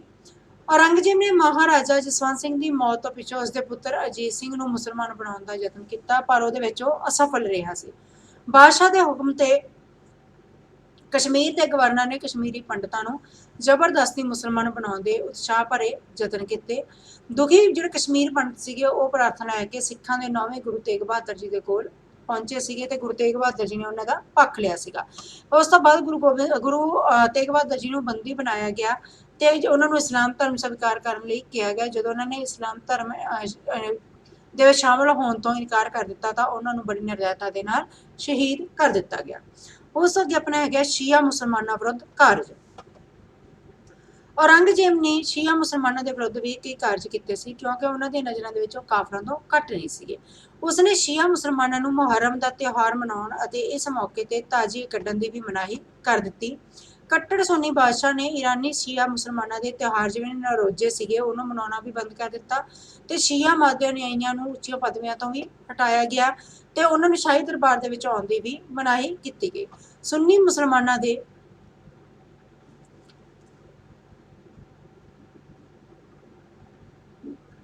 ਸ਼ੀਆ ਮੁਸਲਮਾਨਾਂ ਨਾਲ ਵਿਆਹ ਦੀ ਵੀ ਮਨਾਹੀ ਕਰ ਦਿੱਤੀ ਗਈ। ਬੀਜਾਪੁਰ ਤੇ ਗੋਲਕੁੰਡਾ ਦੇ ਜਿਹੜੇ ਸ਼ੀਆ ਰਾਜਾਂ ਦੀ ਸੁਤੰਤਰਤਾ ਨੂੰ ਵੀ ਖਤਮ ਕਰਕੇ ਇਹਨਾਂ ਨੂੰ ਮੁਸਲਮਾਨ ਸਾਮਰਾਜ ਦੇ ਵਿੱਚ ਮਿਲਾ ਲਿਆ ਗਿਆ, ਤੇ ਇਹਨਾਂ ਦੇ ਸ਼ੀਆ ਹਾਕਮਾਂ ਨੂੰ ਉਮਰ ਭਰ ਦੇ ਲਈ ਕਿਲਿਆਂ ਵਿੱਚ ਕੈਦ ਕਰ ਦਿੱਤਾ ਗਿਆ ਸੀ। ਸੈਯਦ ਕੁਤਬਦੀਨ ਤੇ ਮੁੱਲਾ ਮੁਹੰਮਦ ਤਾਹਿਰ ਜਿਹੜੇ ਸ਼ੀਆ ਮਤ ਦੇ ਆਗੂ ਸੀਗੇ ਉਹਨਾਂ ਨੂੰ ਵੀ ਮੌਤ ਦੇ ਘਾਟ ਉਤਾਰ ਦਿੱਤਾ ਗਿਆ। ਉਸ ਤੋਂ ਅੱਗੇ ਜਿਹੜੀ ਔਰੰਗਜ਼ੇਬ ਨੇ ਆਪਣੀ ਨੀਤੀ ਅਪਣਾਈ ਸੀ, ਉਸ ਨੀਤੀ ਦੇ ਸਿੱਟੇ ਕੀ ਨਿਕਲੇ ਸੀਗੇ ਇਹਦੇ ਬਾਰੇ ਪੜਾਂਗੇ। ਵੀ ਔਰੰਗਜ਼ੇਬ ਸੀ ਜਿਹੜਾ ਧਾਰਮਿਕ ਕੱਟੜਤਾ ਸੀ ਜਿਹੜੀ ਉਹਦੇ ਉੱਤੇ ਸਵਾਰ ਹੋਈ ਸੀ। ਉਹਦੀ ਹਿੰਦੂਆਂ ਤੇ ਸ਼ੀਆ ਮੁਸਲਮਾਨਾਂ ਪ੍ਰਤੀ ਜਿਹੜੀ ਆ ਧਾਰਮਿਕ ਅਸਹਿਣਸ਼ੀਲਤਾ ਦੀ ਨੀਤੀ ਸੀਗੀ ਉਹਦੇ ਸਾਮਰਾਜ ਦੇ ਲਈ ਬੜੀ ਹਾਨੀਕਾਰਕ ਸਿੱਧ ਹੋਈ। ਸਾਮਰਾਜ ਦੇ ਵੱਖ-ਵੱਖ ਇਲਾਕਿਆਂ ਦੇ ਵਿੱਚ ਹਿੰਦੂਆਂ ਨੇ ਉਸਦੀ ਜਿਹੜੀ ਨੀਤੀ ਦਾ ਬਹੁਤ ਜ਼ਿਆਦਾ ਵਿਰੋਧ ਕੀਤਾ ਸੀ। ਕਈ ਥਾਵਾਂ ਤੇ ਉਹਨੇ ਬਦਲੇ ਦੀਆਂ ਭਾਵਨਾਵਾਂ ਦੇ ਨਾਲ ਮੰਦਰਾਂ ਨੂੰ ਢਾਹ ਕੇ ਉੱਥੇ ਮਸਜਿਦਾਂ ਦੀ ਉਸਾਰੀ ਵੀ ਕਰਵਾਈ ਸੀਗੀ, ਤੇ ਜਿਨ੍ਹਾਂ ਨੂੰ ਜਿਹੜੇ ਹਿੰਦੂ ਸੀ ਉਹ ਸਹਾਰ ਨਹੀਂ ਸਕੇ ਸੀਗੇ ਤੇ ਉਹਨਾਂ ਨੇ ਮਸਜਿਦਾਂ ਨੂੰ ਢਾਉਣਾ ਸ਼ੁਰੂ ਕਰ ਦਿੱਤਾ ਸੀਗਾ, ਤੇ ਜਿਨ੍ਹਾਂ ਤੋਂ ਜਜ਼ੀਆ ਕਰ ਇਕੱਠਾ ਕੀਤਾ ਜਾਂਦਾ ਸੀਗਾ ਉਹਨਾਂ ਨੇ ਕਰਮਚਾਰੀਆਂ ਨੇ ਵੀ ਔਰੰਗਜ਼ੇਬ ਦੇ ਉੱਪਰ ਹਮਲਾ ਕਰ ਦਿੱਤਾ ਸੀਗਾ। ਕੇਵਲ ਇਹ ਨਹੀਂ ਸੀਗੇ, ਬਾਦਸ਼ਾਹ ਦੇ ਜਿਹੜੇ ਜ਼ੁਲਮਾਂ ਨੂੰ ਸਹਿਣ ਨਾ ਕਰਦਿਆਂ ਹੋਇਆਂ ਹਿੰਦੂ ਸੀ ਜਿਹੜੇ ਉਹਨਾਂ ਨੇ ਕਈ ਪ੍ਰਦੇਸ਼ਾਂ ਦੇ ਵਿੱਚ ਆਪਣੀਆਂ ਬਗਾਵਤਾਂ ਵੀ ਸ਼ੁਰੂ ਕਰ ਦਿੱਤੀਆਂ ਸੀ, ਜਿਨ੍ਹਾਂ ਨੂੰ ਮੁਗਲ ਸਮਰਾਟ ਔਰੰਗਜ਼ੇਬ ਸੀ ਜਿਹੜਾ ਦਬਾ ਨਹੀਂ ਸਕਿਆ ਸੀਗਾ। ਤੇ ਬਾਦਸ਼ਾਹ ਦੀ ਨੀਤੀ ਦਾ ਸ਼ਾਸਨ ਪ੍ਰਬੰਧ ਤੇ ਰਾਜ ਦੀ ਜਿਹੜੀ ਆਰਥਿਕ ਹਾਲਤ ਸੀਗੀ ਉਹਦੇ ਉੱਤੇ ਵੀ ਬਹੁਤ ਜ਼ਿਆਦਾ ਬੁਰਾ ਅਸਰ ਹੋਇਆ, ਤੇ ਉਹਦੀ ਨੀਤੀ ਦੇ ਕਿਹੜੇ ਸਿੱਟੇ ਨਿਕਲੇ ਉਹਨਾਂ ਬਾਰੇ ਪੜਾਂਗੇ ਆਪਾਂ। ਪਹਿਲਾ ਹੈਗਾ ਰਾਸ਼ਟਰੀ ਰਾਜ ਦਾ ਅੰਤ। ਅਕਬਰ ਨੇ ਗੈਰ ਮੁਸਲਮਾਨਾਂ ਪ੍ਰਤੀ ਉਦਾਰ ਨੀਤੀ ਅਪਣਾਈ ਸੀ ਤੇ ਜਾਤੀ ਤੇ ਧਰਮ ਸੰਬੰਧੀ ਭੇਦਭਾਵਾਂ ਨੂੰ ਖਤਮ ਕਰਕੇ ਰਾਸ਼ਟਰੀ ਰਾਜ ਦਾ ਨਿਰਮਾਣ ਕੀਤਾ ਸੀ। ਜਹਾਂਗੀਰ ਅਤੇ ਸ਼ਾਹਜਹਾਂ ਨੇ ਕਾਫੀ ਹੱਦ ਤੱਕ ਅਕਬਰ ਦੀ ਉਦਾਰ ਧਾਰਮਿਕ ਨੀਤੀ ਨੂੰ ਜਾਰੀ ਰੱਖਿਆ ਸੀ, ਪਰੰਤੂ ਔਰੰਗਜ਼ੇਬ ਨੇ ਇਸਲਾਮੀ ਰਾਜ ਦੀ ਸਥਾਪਨਾ ਕਰਨ ਦੇ ਉਦੇਸ਼ ਦੇ ਨਾਲ ਹਿੰਦੂਆਂ ਤੇ ਸ਼ੀਆ ਮੁਸਲਮਾਨ ਸੀ ਜਿਹੜੇ ਉਹਨਾਂ ਦੇ ਵਿਰੁੱਧ ਅਨੇਕਾਂ ਕਾਰਜ ਕੀਤੇ ਸੀ। ਇਸ ਤਰ੍ਹਾਂ ਅਕਬਰ ਦੀ ਰਾਜਨੀਤਿਕ ਸੂਝ-ਬੂਝ ਰਾਹੀਂ ਸਥਾਪਿਤ ਕੀਤੇ ਗਏ ਜਿਹੜਾ ਰਾਸ਼ਟਰੀ ਰਾਜ ਸੀਗਾ ਉਹ ਔਰੰਗਜ਼ੇਬ ਦੀ ਧਾਰਮਿਕ ਕੱਟੜਤਾ ਦੇ ਅੰਤ ਦਾ ਕਾਰਨ ਬਣਿਆ ਸੀ। ਸੈਕਿੰਡ ਹੈ ਜਾਟਾਂ ਦੀ ਬਗਾਵਤ। ਮਥੁਰਾ ਦਾ ਫੌਜਦਾਰ ਸੀਗਾ ਅਬਦੁਲ ਨਬੀ ਖਾਂ, ਉਹ ਵੀ ਔਰੰਗਜ਼ੇਬ ਦੇ ਵਾਂਗ ਇੱਕ ਕੱਟੜ ਮੁਸਲਮਾਨ ਸੀਗਾ। ਉਹਨੇ ਸ਼ਾਹੀ ਫਰਮਾਨ ਨੂੰ ਹਿੰਦੂਆਂ ਦੇ ਵਿਰੁੱਧ ਬੜੀ ਸਖਤੀ ਦੇ ਨਾਲ ਲਾਗੂ ਕੀਤਾ ਸੀ। ਉਸ ਦੇ ਜ਼ੁਲਮਾਂ ਨੂੰ ਨਾ ਸਹਾਰਦਿਆਂ ਹੋਇਆ ਮਥੁਰਾ ਦੇ ਆਲੇ ਦੁਆਲੇ ਦੇ ਜਿੰਨੇ ਵੀ ਜਾਟ ਸੀਗੇ ਗੋਕੁਲ ਜਾਟ ਦੀ ਅਗਵਾਈ ਦੇ ਹੇਠ ਉਹਨਾਂ ਨੇ ਬਗਾਵਤ ਕਰਤੀ ਤੇ ਅਬਦੁਲ ਨਬੀ ਨੂੰ ਕਤਲ ਕਰ ਦਿੱਤਾ। ਮਥੁਰਾ ਦੇ ਨਵੇਂ ਫੌਜਦਾਰ ਹਸਨ ਅਲੀ ਖਾਨ ਨੇ ਜਾਟਾਂ ਦੀ ਬਗਾਵਤ ਨੂੰ ਦਬਾਉਣ ਦੇ ਲਈ ਯਤਨ ਕਰਨੇ ਸ਼ੁਰੂ ਕਰ ਦਿੱਤੇ, ਤੇ ਪਰ ਉਹ ਅਸਫਲ ਰਿਹਾ। ਇਸ ਤੇ ਬਾਦਸ਼ਾਹ ਔਰੰਗਜ਼ੇਬ ਸੀ ਜਿਹੜਾ ਉਹਨੇ ਜਾਟਾਂ ਦੀ ਸ਼ਕਤੀ ਨੂੰ ਕੁਚਲਣ ਦੇ ਲਈ ਬਹੁਤ ਵੱਡੀ ਸੈਨਾ ਭੇਜੀ, ਤੇ ਇੱਕ ਭਿਆਨਕ ਯੁੱਧ ਹੋਇਆ ਤੇ ਉਹਦੇ ਵਿੱਚ 5000 ਜਾਟ ਤੇ 4000 ਮੁਗਲ ਸੈਨਿਕ ਜਿਹੜੇ ਮਾਰੇ ਗਏ ਸੀਗੇ, ਤੇ ਉਹਨਾਂ ਦੇ ਵਿੱਚੋਂ 2000 ਜਾਟ ਸੀ ਜਿਨ੍ਹਾਂ ਨੂੰ ਕੈਦੀ ਬਣਾਇਆ ਗਿਆ ਸੀਗਾ, ਤੇ ਇਹਦੇ ਵਿੱਚ ਗੋਕਲ ਤੇ ਉਹਦਾ ਪਰਿਵਾਰ ਵੀ ਸ਼ਾਮਲ ਸੀ। ਗੋਕਲ ਸੀ ਜਿਹੜਾ ਉਹਦੇ ਟੋਟੇ ਕੀਤੇ ਗਏ ਸੀਗੇ, ਤੇ ਉਹਦਾ ਪੁੱਤਰ ਪੁੱਤਰੀ ਤੇ ਹੋਰ ਬਹੁਤ ਸਾਰੇ ਜਾਟ ਸੀ ਜਿਨ੍ਹਾਂ ਨੂੰ ਜ਼ਬਰਦਸਤੀ ਮੁਸਲਮਾਨ ਬਣਾਇਆ ਗਿਆ ਸੀਗਾ। ਪਰੰਤੂ ਇਹਨਾਂ ਜ਼ੁਲਮਾਂ ਦੇ ਬਾਵਜੂਦ ਵੀ ਜਿਹੜੇ ਜਾਟ ਸੀਗੇ ਉਹਨਾਂ ਦੀ ਸ਼ਕਤੀ ਘੱਟ ਨਾ ਹੋ ਸਕੀ, ਤੇ ਉਹਨਾਂ ਨੇ ਰਾਜਾ ਰਾਮ ਤੇ ਉਸ ਪਿੱਛੋਂ ਚੂੜਾਮਨ ਦੀ ਅਗਵਾਈ ਦੇ ਹੇਠ ਬਗਾਵਤ ਜਾਰੀ ਰੱਖੀ, ਤੇ ਅਖੀਰ ਦੇ ਵਿੱਚ ਚੂੜਾਮਨ ਨੇ ਭਰਤਪੁਰ ਦੇ ਰਾਜਾ ਸੁਤੰਤਰ ਰਾਜ ਦੀ ਨੀਂਹ ਰੱਖੀ। ਨੰਬਰ 3 ਹੈ ਸਤਨਾਮੀਆਂ ਦਾ ਵਿਰੋਧ ਜਾਂ ਵਿਦਰੋਹ। ਨਾਰਨੌਲ ਤੇ ਮੇਵਾਤ ਦੇ ਸਤਨਾਮੀਆਂ ਨੇ ਵੀ ਵਿਦਰੋਹ ਕਰ ਦਿੱਤਾ ਸੀ। ਉਹਨਾਂ ਨੇ ਛੋਟੀਆਂ ਲੜਾਈਆਂ ਵਿੱਚ ਮੁਗਲ ਅਧਿਕਾਰੀਆਂ ਨੂੰ ਹਰਾ ਦਿੱਤਾ, ਤੇ ਨਾਰਨੌਲ ਦਾ ਜਿਹੜਾ ਫੌਜਦਾਰ ਸੀ ਤਾਹਿਰ ਖਾਂ ਉਹਦੀ ਬੇਨਤੀ ਤੇ ਔਰੰਗਜ਼ੇਬ ਨੇ ਸਤਨਾਮੀਆਂ ਵਿਰੁੱਧ ਸੈਨਾ ਭੇਜੀ, ਤੇ ਯੁੱਧ ਦੀ ਦੇਖਰੇਖ ਦੇ ਵਿੱਚ ਦੇਖਰੇਖ ਕਰਨ ਦੇ ਲਈ ਬਾਦਸ਼ਾਹ ਨੇ ਵੀ ਆਪ ਕੂਚ ਕੀਤਾ। ਸਤਨਾਮੀਆਂ ਨੇ ਦੁਸ਼ਮਣਾਂ ਦਾ ਡਟ ਕੇ ਮੁਕਾਬਲਾ ਕੀਤਾ, ਪਰੰਤੂ ਅਖੀਰ ਦੇ ਵਿੱਚ ਉਹਨਾਂ ਨੂੰ ਹਾਰ ਦਾ ਮੂੰਹ ਦੇਖਣਾ ਪਿਆ। ਤਕਰੀਬਨ 2000 ਸਤਨਾਮੀ ਲੜਾਈ ਦੇ ਵਿੱਚ ਮਾਰੇ ਗਏ, ਤੇ ਬਾਕੀਆਂ ਨੇ ਡਰ ਕੇ ਮੁਗਲਾਂ ਦੇ ਸਾਹਮਣੇ ਆਪਣੇ ਹਥਿਆਰ ਸੁੱਟ ਦਿੱਤੇ। ਨੰਬਰ 4 ਹੈਗਾ ਆਪਣਾ ਸਿੱਖਾਂ ਦਾ ਵਿਦਰੋਹ। ਸਿੱਖਾਂ ਦੇ 9ਵੇਂ ਗੁਰੂ ਸੀ ਜਿਹੜੇ ਤੇਗ ਬਹਾਦਰ ਜੀ, ਉਹਨਾਂ ਨੇ ਔਰੰਗਜ਼ੇਬ ਦੀ ਹਿੰਦੂਆਂ ਦੇ ਉੱਤੇ ਜਿਹੜੇ ਅਤਿਆਚਾਰ ਕਰਨ ਦੀ ਨੀਤੀ ਸੀਗੀ ਉਹਦਾ ਵਿਰੋਧ ਕੀਤਾ ਸੀਗਾ। ਇਸ ਲਈ ਉਸ ਨੂੰ ਮੁਗਲ ਸਮਰਾਟ ਦੇ ਹੁਕਮ ਦੇ ਨਾਲ ਕੈਦ ਕਰ ਲਿਆ ਗਿਆ, ਤੇ ਉਹਨਾਂ ਨੂੰ ਇਸਲਾਮ ਅਪਣਾਉਣ ਦੇ ਲਈ ਕਿਹਾ ਗਿਆ, ਤੇ ਉਹਨਾਂ ਦੇ ਨਾ ਕਰ ਦੇਣ ਤੇ ਉਹਨਾਂ ਨੂੰ 1675 ਈਸਵੀ ਦੇ ਵਿੱਚ ਸ਼ਹੀਦ ਕਰ ਦਿੱਤਾ ਗਿਆ। ਗੁਰੂ ਤੇਗ ਬਹਾਦਰ ਜੀ ਦੀ ਸ਼ਹੀਦੀ ਦਾ ਸਿੱਖਾਂ ਦੇ ਉੱਤੇ ਬਹੁਤ ਜ਼ਿਆਦਾ ਅਸਰ ਪਿਆ ਤੇ ਉਹਨਾਂ ਨੇ ਗੁਰੂ ਤੇਗ ਬਹਾਦਰ ਜੀ ਦੇ ਸਪੁੱਤਰ ਤੇ ਉੱਤਰਾਧਿਕਾਰੀ ਗੁਰੂ ਗੋਬਿੰਦ ਸਿੰਘ ਜੀ ਦੀ ਅਗਵਾਈ ਦੇ ਹੇਠਾਂ ਵਿਦਰੋਹ ਕਰ ਦਿੱਤਾ। ਭਾਵੇਂ ਸਰਹੰਦ ਦੇ ਸੂਬੇਦਾਰ ਵਜ਼ੀਰ ਖਾਂ ਸੀ ਜਿਹੜਾ, ਉਹਨੇ ਔਰੰਗਜ਼ੇਬ ਦੀ ਆਗਿਆ ਦਾ ਪਾਲਣ ਕਰਦਿਆਂ ਹੋਇਆਂ ਗੁਰੂ ਗੋਬਿੰਦ ਸਿੰਘ ਜੀ ਦੇ ਵਿਰੁੱਧ ਸੈਨਾਵਾਂ ਭੇਜੀਆਂ ਸੀ ਤੇ ਸਿੱਖਾਂ ਦੇ ਵਿਰੁੱਧ ਅਨੰਦਪੁਰ, ਚਮਕੌਰ, ਖਿਦਰਾਣਾ ਇਹਨਾਂ ਸਥਾਨਾਂ ਤੇ ਯੁੱਧ ਵੀ ਕੀਤੇ ਸੀਗੇ, ਪਰ ਉਹ ਫਿਰ ਵੀ ਸਿੱਖਾਂ ਦੀ ਸ਼ਕਤੀ ਨੂੰ ਕੁਚਲਣ ਦੇ ਵਿੱਚ ਅਸਫਲ ਰਿਹਾ ਸੀ। ਸਿੱਖਾਂ ਨੇ ਮੁਗਲਾਂ ਰਾਹੀਂ ਕੀਤੇ ਗਏ ਜਿਹੜੇ ਜ਼ੁਲਮ ਸੀਗੇ ਉਹਨਾਂ ਨੂੰ ਬਰਦਾਸ਼ਤ ਕਰਦਾ ਹੋਇਆ ਆਪਣੇ ਸੰਘਰਸ਼ ਨੂੰ ਉਸੇ ਤਰ੍ਹਾਂ ਹੀ ਜਾਰੀ ਰੱਖਿਆ ਸੀ, ਜਿਸ ਦੇ ਫਲਸਰੂਪ ਪੰਜਾਬ ਦੇ ਵਿੱਚ ਮੁਗਲ ਸਾਮਰਾਜ ਦਾ ਪਤਨ ਹੋ ਗਿਆ ਤੇ ਹੌਲੀ ਹੌਲੀ ਇੱਥੇ ਸਿੱਖਾਂ ਦਾ ਰਾਜ ਸਥਾਪਿਤ ਹੋ ਗਿਆ ਸੀ। ਨੰਬਰ 5 ਆਪਣਾ ਰਾਜਪੂਤਾਂ ਦਾ ਵਿਦਰੋਹ।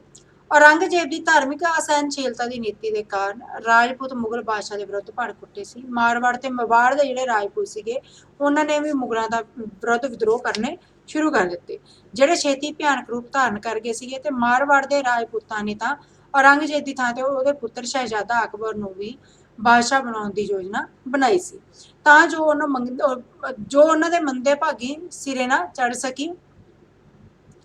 ਭਾਵੇਂ ਜਿਹੜਾ ਔਰੰਗਜ਼ੇਬ ਸੀਗਾ ਉਹਨੇ 1681 ਈਸਵੀ ਦੇ ਵਿੱਚ ਮੇਵਾੜ ਦੇ ਮਹਾਰਾਣੀ ਦੇ ਨਾਲ ਸਮਝੌਤਾ ਕਰ ਲਿਆ ਸੀਗਾ, ਪਰੰਤੂ ਮਾਰਵਾੜ ਦੇ ਰਾਜਪੂਤਾਂ ਨੇ ਦੁਰਗਾ ਦਾਸ ਅਤੇ ਅਜੀਤ ਸਿੰਘ ਦੀ ਅਗਵਾਈ ਦੇ ਹੇਠ ਔਰੰਗਜ਼ੇਬ ਦੀ ਮੌਤ ਤੱਕ ਸੰਘਰਸ਼ ਨੂੰ ਉਸੇ ਤਰ੍ਹਾਂ ਜਾਰੀ ਰੱਖਿਆ ਸੀ ਤੇ ਮਾਰਵਾੜ ਨੂੰ ਪੂਰਨ ਰੂਪ ਦੇ ਵਿੱਚ ਸੁਤੰਤਰ ਕਰਕੇ ਹੀ ਰਹੇ।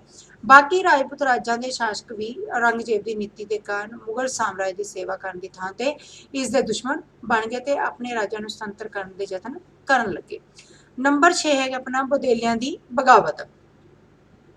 ਬੁਦੇਲਖੰਡ ਅਤੇ ਮਾਲਵਾ ਦੇ ਹਿੰਦੂਆਂ ਨੇ ਆਪਣੇ ਪਵਿੱਤਰ ਮੰਦਰਾਂ ਦੀ ਰੱਖਿਆ ਕਰਨ ਅਤੇ ਮੁਗਲ ਅਤਿਆਚਾਰਾਂ ਦਾ ਵਿਰੋਧ ਕਰਨ ਦਾ ਪੂਰਾ ਫੈਸਲਾ ਕੀਤਾ। ਬੁਦੇਲਿਆਂ ਨੇ ਛਤਰਪਾਲ ਜੋ ਚੰਪਤ ਰਾਏ ਦਾ ਚੌਥਾ ਪੁੱਤਰ ਸੀ, ਉਹਦੀ ਅਗਵਾਈ ਦੇ ਵਿੱਚ ਬਗਾਵਤਾਂ ਕਰਨੀਆਂ ਸ਼ੁਰੂ ਕਰ ਦਿੱਤੀਆਂ ਤੇ ਸਥਾਨਕ ਮੁਗਲ ਹਾਕਮ ਛਤਰਪਾਲ ਦੀ ਸ਼ਕਤੀ ਨੂੰ ਦਬਾਉਣ ਦੇ ਵਿੱਚ ਅਸਫਲ ਰਿਹਾ। ਛਤਰਪਾਲ ਨੇ ਕਲਿੰਜਰ ਦੇ ਕਿਲੇ ਉੱਤੇ ਵੀ ਆਪਣਾ ਕਬਜ਼ਾ ਕਰ ਲਿਆ ਤੇ ਮਾਲਵਾ ਦੇ ਮੁਗਲ ਇਲਾਕਿਆਂ ਦੇ ਉੱਤੇ ਵੀ ਉਹ ਹਮਲੇ ਕਰਨੇ ਉਹਨੇ ਸ਼ੁਰੂ ਕਰ ਦਿੱਤੇ। 1699 ਈਸਵੀ ਦੇ ਵਿੱਚ ਸ਼ੇਰ ਅਫਗਾਨ ਦੀ ਅਗਵਾਈ ਦੇ ਹੇਠ ਮੁਗਲ ਸੈਨਾ ਨੇ ਛਤਰਪਾਲ ਨੂੰ ਹਰਾ ਦਿੱਤਾ, ਪਰ ਅਗਲੇ ਹੀ ਸਾਲ ਛਤਰਪਾਲ ਨੇ ਆਪਣੀ ਹਾਰ ਦਾ ਬਦਲਾ ਲੈ ਲਿਆ ਤੇ ਉਸਨੇ ਸ਼ੇਰ ਅਫਗਾਨ ਨੂੰ ਬੁਰੀ ਤਰ੍ਹਾਂ ਹਰਾ ਦਿੱਤਾ ਤੇ ਉਸ ਨੂੰ ਮੌਤ ਦੇ ਘਾਟ ਉਤਾਰ ਦਿੱਤਾ। ਔਰੰਗਜ਼ੇਬ ਦੱਖਣੀ ਭਾਰਤ ਦੇ ਯੁੱਧਾਂ ਦੇ ਵਿੱਚ ਰੁੱਝਾ ਹੋਣ ਦੇ ਕਾਰਨ ਛਤਰਪਾਲ ਦੀ ਸ਼ਕਤੀ ਨੂੰ ਕੁਚਲਣ ਦੇ ਵਿੱਚ ਅਸਫਲ ਰਿਹਾ। ਇਸ ਲਈ ਮਜਬੂਰ ਹੋ ਕੇ ਉਸਨੇ 1705 ਈਸਵੀ ਦੇ ਵਿੱਚ ਛਤਰਪਾਲ ਨੂੰ ਕੁਝ ਇਲਾਕਿਆਂ ਦਾ ਸ਼ਾਸਕ ਮੰਨ ਲਿਆ ਤੇ ਉਸ ਨੂੰ ਮੁਗਲ ਸੇਵਾ ਵਿੱਚ 4000 ਦਾ ਮਨਸਬਦਾਰ ਬਣਾ ਦਿੱਤਾ। ਨੰਬਰ 7 ਹੈ ਸ਼ਾਸਨ ਪ੍ਰਬੰਧ ਵਿੱਚ ਅਕੁਸ਼ਲਤਾ। ਔਰੰਗਜ਼ੇਬ ਦੀ ਧਾਰਮਿਕ ਕੱਟੜਤਾ ਦੀ ਨੀਤੀ ਦਾ ਉਸਦੇ ਸ਼ਾਸਨ ਪ੍ਰਬੰਧ ਉੱਤੇ ਵੀ ਬਹੁਤ ਜ਼ਿਆਦਾ ਅਸਰ ਹੋਇਆ ਸੀਗਾ। ਉਸਨੇ ਯੋਗਤਾ ਦੀ ਬਜਾਏ ਧਰਮ ਦੇ ਆਧਾਰ ਤੇ ਸਰਕਾਰੀ ਅਹੁਦੇ ਦੇਣੇ ਬੰਦ ਕਰ ਦਿੱਤੇ ਸੀਗੇ। ਲਗਾਨ ਵਿਭਾਗ ਦੇ ਵਿੱਚ ਵਿਸ਼ੇਸ਼ ਰੂਪ ਦੇ ਵਿੱਚ ਬਹੁਤ ਸਾਰੇ ਯੋਗ ਹਿੰਦੂਆਂ ਦੀ ਥਾਂ ਅਯੋਗ ਮੁਸਲਮਾਨ ਕਰਮਚਾਰੀ ਲਗਾਏ ਗਏ। ਇਸ ਦੇ ਕਾਰਨ ਹੀ ਸ਼ਾਸਨ ਪ੍ਰਬੰਧ ਵਿੱਚ ਅਕੁਸ਼ਲਤਾ ਆ ਗਈ ਤੇ ਇਸ ਦਾ ਪੱਧਰ ਸੀ ਜਿਹੜਾ ਉਹ ਡਿੱਗਣਾ ਸ਼ੁਰੂ ਹੋ ਗਿਆ। ਨੰਬਰ 8 ਆਰਥਿਕ ਹਾਨੀ। ਵੀ ਹਿੰਦੂਆਂ ਦੇ ਉੱਤੇ ਜਿਹੜੇ ਜਜ਼ੀਆ ਕਰ ਲਾਉਂਦੇ ਨੇ, ਸਰਕਾਰ ਨੂੰ ਆਮਦਨ ਤਾਂ ਹੋਣੀ ਸ਼ੁਰੂ ਹੋ ਗਈ ਸੀਗੀ, ਪਰ ਭੇਦਭਾਵ ਵਾਲੀ ਜਿਹੜੀ ਉਹਨੇ ਧਾਰਮਿਕ ਨੀਤੀ ਅਪਣਾਈ ਸੀ ਉਹਦੇ ਨਾਲ ਆਮਦਨ ਨਾਲੋਂ ਘਾਟਾ ਜ਼ਿਆਦਾ ਪੈ ਰਿਹਾ ਸੀਗਾ। ਹਿੰਦੂਆਂ ਦੀ ਜਿਹੜੀ ਵਪਾਰਕ ਵਸਤਾਂ ਸੀ ਉਹਨਾਂ ਤੇ ਟੈਕਸ ਲਾਉਣ ਦੇ ਨਾਲ ਤੇ ਮੁਸਲਮਾਨਾਂ ਨੂੰ ਇਹਨਾਂ ਤੋਂ ਛੋੜ ਦੇਣ ਦਾ ਸਿੱਟਾ ਕੀ ਨਿਕਲਿਆ ਸੀਗਾ ਵੀ ਬਹੁਤ ਸਾਰੇ ਜਿਹੜੇ ਹਿੰਦੂ ਵਪਾਰੀ ਸੀ ਉਹਨਾਂ ਨੇ ਮੁਸਲਮਾਨਾਂ ਦੇ ਨਾਲ ਰਲ ਕੇ ਉਹਨਾਂ ਦੇ ਨਾਂ ਤੇ ਟੈਕਸ ਦਿੱਤੇ ਬਿਨਾਂ ਹੀ ਆਪਣਾ ਸਮਾਨ ਲਿਆਉਣਾ ਸ਼ੁਰੂ ਕਰਤਾ ਸੀਗਾ। ਇਹਦੇ ਨਾਲ ਸਰਕਾਰ ਨੂੰ ਬਹੁਤ ਜ਼ਿਆਦਾ ਆਰਥਿਕ ਹਾਨੀ ਉਠਾਉਣੀ ਪਈ ਸੀਗੀ ਤੇ ਇਸ ਦੇ ਕਾਰਨ ਸਾਮਰਾਜ ਦੇ ਬਹੁਤ ਸਾਰੇ ਹਿੱਸਿਆਂ ਦੇ ਵਿੱਚ ਹਿੰਦੂਆਂ ਦੀਆਂ ਬਗਾਵਤਾਂ ਨੂੰ ਦਬਾਉਣ ਦੇ ਲਈ ਵੀ ਉਹਨਾਂ ਨੂੰ ਬਹੁਤ ਸਾਰਾ ਧਨ ਖਰਚ ਕਰਨਾ ਪਿਆ ਸੀ। ਨੰਬਰ 9 ਹੈ ਮੁਗਲ ਸਾਮਰਾਜ ਦਾ ਪਤਨ। ਔਰੰਗਜ਼ੇਬ ਦੀ ਧਾਰਮਿਕ ਨੀਤੀ ਮੁਗਲ ਸਾਮਰਾਜ ਦੇ ਪਤਨ ਦਾ ਵੀ ਕਾਰਨ ਸਿੱਧ ਹੋਈ ਸੀਗੀ। ਇਸ ਨੀਤੀ ਦੇ ਕਾਰਨ ਰਾਜਪੂਤ ਤੇ ਹਿੰਦੂ ਜੋ ਬਹੁਤ ਗਿਣਤੀ ਦੇ ਵਿੱਚ ਸੀਗੇ ਮੁਗਲ ਸਾਮਰਾਜ ਦੇ ਦੁਸ਼ਮਣ ਬਣ ਗਏ। ਸਿੱਟੇ ਵਜੋਂ ਸਾਮਰਾਜ ਦੇ ਕਈ ਭਾਗਾਂ ਦੇ ਵਿੱਚ ਵਿਦਰੋਹ ਤੇ ਅਸ਼ਾਂਤੀ ਦੀਆਂ ਭਾਵਨਾਵਾਂ ਸ਼ੁਰੂ ਹੋ ਗਈਆਂ ਜਿਹੜੀਆਂ ਰਾਜ ਦੇ ਲਈ ਬੜੀਆਂ ਘਾਤਕ ਸਿੱਧ ਹੋਈਆਂ। ਸੱਚ ਤਾਂ ਇਹ ਹੈ ਵੀ ਅਕਬਰ ਨੇ ਧਾਰਮਿਕ ਅਸਹਿਣਸ਼ੀਲਤਾ ਦੀ ਜਿਹੜੀ ਨੀਤੀ ਅਪਣਾਈ ਸੀਗੀ ਉਹਦੇ ਨਾਲ ਆਪਣਾ ਮਜ਼ਬੂਤ ਸਾਮਰਾਜ ਦਾ ਨਿਰਮਾਣ ਕੀਤਾ ਸੀ, ਪਰ ਔਰੰਗਜ਼ੇਬ ਸੀ ਜਿਹੜਾ ਉਹਨੇ ਧਾਰਮਿਕ ਕੱਟੜਤਾ ਤੇ ਅਸਹਿਣਸ਼ੀਲਤਾ ਦੀ ਨੀਤੀ ਨੂੰ ਅਪਣਾ ਕੇ ਇਸ ਨੂੰ ਪਤਨ ਵੱਲ ਲੈ ਆਂਦਾ। ਤੇ ਇਸ ਬੇਟੇ ਆਪਣਾ ਚੈਪਟਰ ਨਾਲ ਪੂਰਾ ਹੋ ਗਿਆ ਤੇ ਉਸ ਤੋਂ ਅੱਗੇ ਆਪਣਾ ਜਿਹੜਾ ਚੈਪਟਰ ਮਿਲਿਆ ਮਰਾਠਿਆਂ ਦੇ ਨਾਲ ਸੰਬੰਧਿਤ ਆਪਾਂ ਸਟਾਰਟ ਕਰਾਂਗੇ। ਇੱਕ ਵਿਸ਼ਾਲ ਇਹਦੇ ਨਾਲ ਜਿਹੜੇ ਆਪਣੇ ਮੈਪ ਆ ਹੁਣ ਤੱਕ ਉਹ ਆਪਣੀ ਜਿਹੜੀ MBT ਤੇਰੇ ਕੋਲੇ ਉਹਦੇ ਉੱਤੇ ਸਾਰੇ ਡਿਟੇਲ ਦੇ ਵਿੱਚ ਲਿਖੇ ਹੋਏ ਆ, ਉਹਨਾਂ ਦੀ ਤੂੰ ਮੈਨੂੰ ਇੱਕ ਪਿਕ ਭੇਜ ਦੀ ਤੇ ਮੈਂ ਉਹ ਮੈਪ ਹੈ ਜਿਹੜੇ ਉਹ ਵੀ ਭਰ ਕੇ ਰੱਖ ਲੂੰਗੀ। ਓਕੇ ਬੇਟਾ।